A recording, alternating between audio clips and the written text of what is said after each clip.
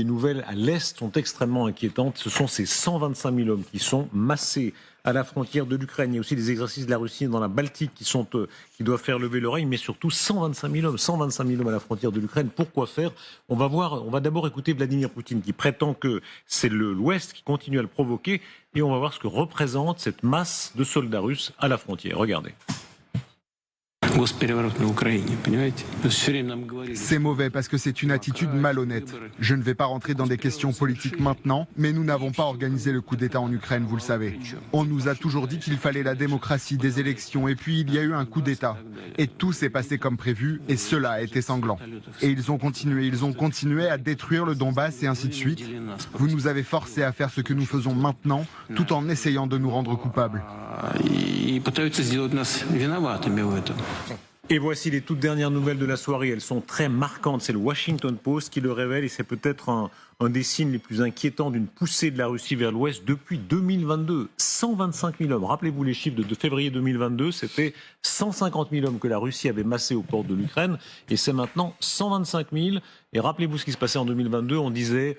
150 000, c'est pas assez, c'est pas possible qu'ils essayent quelque chose. 125 000, 150 000, qu'est-ce qui peut être en train de se préparer ? Général, mais vous êtes aussi mon amiral, allez, amiral. Alors la bataille de Midway.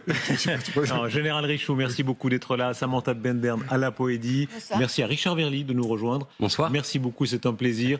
Xavier Titelman et Guillaume, vous êtes toujours avec nous. D'abord vous, Général, pourquoi masser 125 000 hommes à la frontière de l'Ukraine ? Alors justement, par rapport à 2022, il y a une grosse différence. Il y avait 100 000, 150 000 hommes, mais sur toute la durée, sur tout le front, c'est-à-dire sur 1200 km. Donc dispersion des efforts, c'est allé nulle part.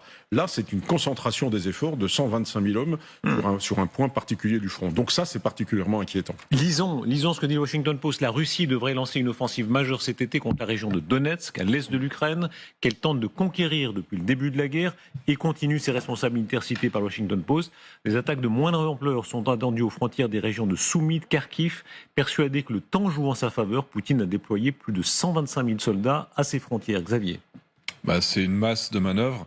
La question, c'est qu'est-ce qu'ils vont en faire et est-ce qu'ils ont le matériel qui va avec ? Parce qu'on a des accumulations de personnel qui occupent des campements, mais s'il n'y a pas la quantité de chars qui va avec, les véhicules de déminage, s'il n'y a pas une capacité de préparer le terrain pour lancer ces assauts, on peut espérer que ça se termine comme l'offensive de Kharkiv l'année dernière, où il y a quand même plusieurs dizaines de milliers de Russes qui ont réussi à progresser quelque chose comme 3 km en profondeur. Et aujourd'hui, ils n'ont pas progressé davantage.